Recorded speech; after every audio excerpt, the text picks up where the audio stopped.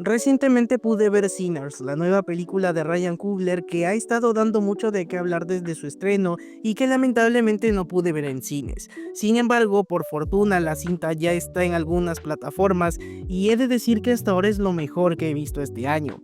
Pero contrario a lo que la mayoría comenta sobre su temática vampírica, lo que a mí más me llamó la atención es la manera en que la película está construida y de eso vamos a hablar el día de hoy. Así que si ya la vieron pueden quedarse a disfrutar del video, pero si no lo han hecho desde ahora les advierto que habrá algunos spoilers.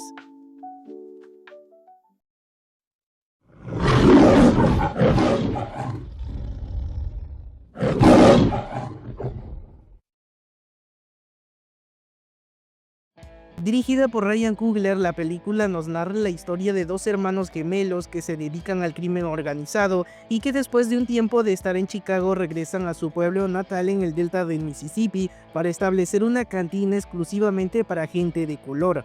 Sin embargo, la noche de la inauguración algo siniestro sucede, puesto que los asistentes comienzan a ser aterrorizados por un grupo de vampiros. Si ya conocen a Coogler sabrán que es un cineasta interesado en retratar su identidad y la de la comunidad negra en sus películas.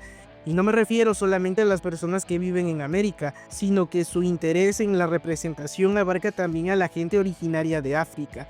Por ejemplo, si vieron Black Panther, habrán notado que no se limita a ser solamente una película de superhéroes, sino que en el fondo y la forma hay mucha de la identidad de diversas comunidades africanas que le dan credibilidad a la cultura ficticia que representa el filme. Las producciones de Ryan Coogler no son producciones vacías de Hollywood, y si bien resulta irónico que están hechas allá, el realizador se esfuerza por entregarle al público algo distinto, representativo y genuino incluso en sus producciones más masivas. Pecadores no es la excepción. La cinta está dividida en dos partes y un epílogo, y cada una de estas se encarga no solo de establecer las dinámicas de los personajes y también los ganchos que más tarde servirán para desarrollar la trama, sino que cada una de estas partes sirve para representar aspectos diferentes de su identidad cultural, pero de eso hablaremos un poquito más adelante. La película nos establece en un contexto histórico clave para los afroamericanos. Se desarrolla en la década de los años 30 del siglo XX y por medio del diálogo también se nos da una idea al público de la situación en la que se encuentra Estados Unidos en ese momento. Nos situamos en plena época de la prohibición del alcohol y se menciona que los gemelos protagonistas trabajaban en Chicago junto a Al Capone traficando licor, lo que le da una explicación a su repentina fortuna y que también sean poseedores de este elixir. Este detalle, aunque arbitrario para muchos, es clave para entender su contexto social. En la época, la segregación racial era cosa de todos los días, y las comunidades negras a menudo se veían marginadas por el gobierno y la sociedad en general, además de que muchas de estas, tal como se muestra en la cinta, eran acosadas por grupos supremacistas como el Ku Klux Klan. Gracias a esto, algunas personas se veían forzadas a salir de sus pueblos, viajar a las grandes ciudades y buscar oportunidades en trabajos alternativos, en este caso en el tráfico de alcohol, algo que, dicho sea de paso, era bastante común entre los afroamericanos de la época. Si ya vieron la película, se habrán dado cuenta de estos detalles, que están plasmados sobre todo en la primera parte de la misma. Durante el primer acto, los protagonistas se dedican a reclutar gente que trabajará con ellos en la cantina, y mientras lo hacen vamos conociendo poco a poco elementos que conformaban la identidad cultural negra de aquel entonces. A pesar de la falta de oportunidades, los empleos precarios y la latente discriminación social, la gente de color se muestra apegada a dicha identidad que se refleja sobre todo en la música blues.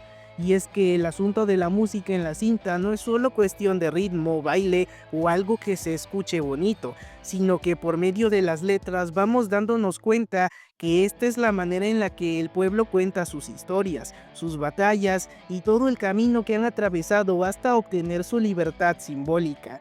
Y sí, digo libertad simbólica porque la cinta también nos deja claro que a pesar de que la esclavitud ha sido abolida, los afroamericanos siguen bajo el yugo de un sistema que solo los ve como mano de obra barata o como ciudadanos de segunda.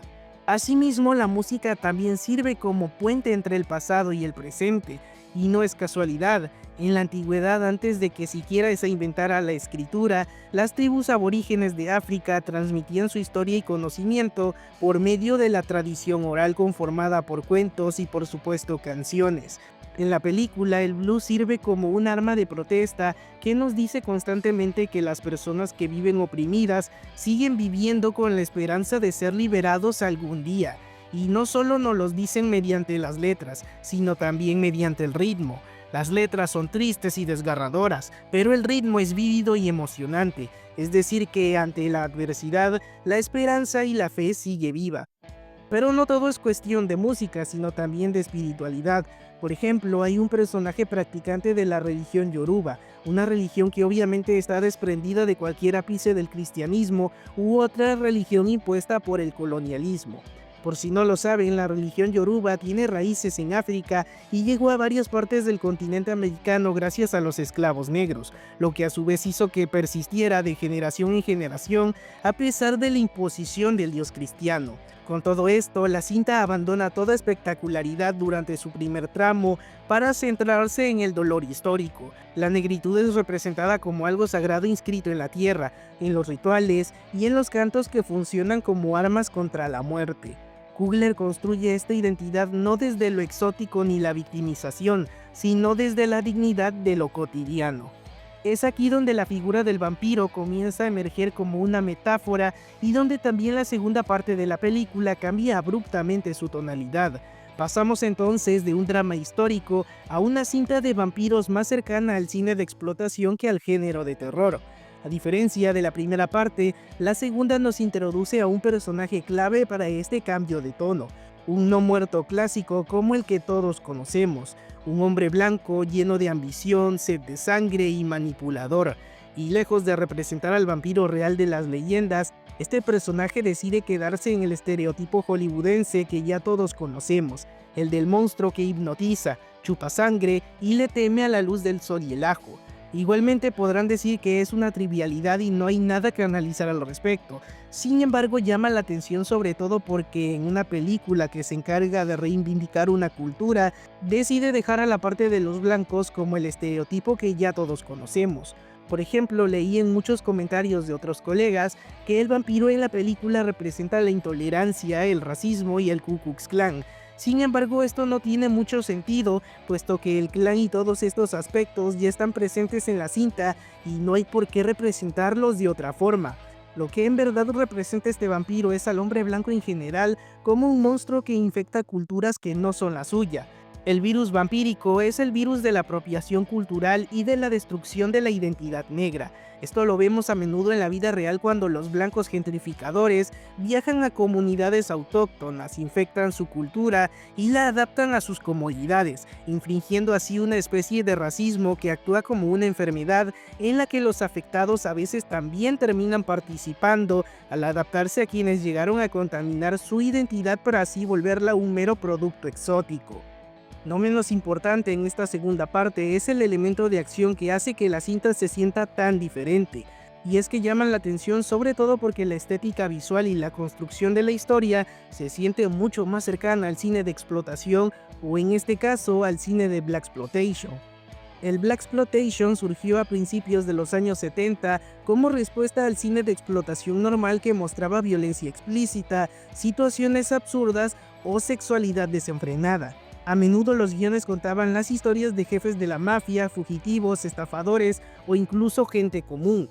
Lo que diferenciaba el cine de explotación con el Blaxploitation es que este último se vio fuertemente influenciado por los movimientos sociales de la época que buscaban salvaguardar los derechos civiles de las personas negras, además de que movimientos políticos como el Partido de las Panteras Negras también fueron vitales para la creación del género, que a menudo buscaba involucrar a los afroamericanos en la sociedad moderna. Todos estos elementos están presentes en Sinners, solo que más en la segunda mitad que en la primera.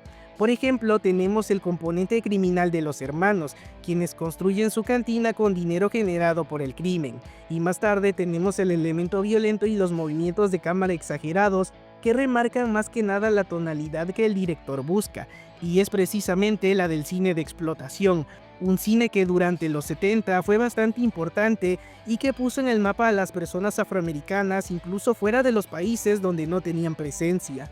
Si nos ponemos a pensar en Pecadores como todo un conjunto, nos vamos a topar con una película que busca ser más que entretenimiento. Es una de esas cintas con las que efectivamente la vas a pasar bien, pero que en el fondo y la forma nos están transmitiendo más de lo que parece.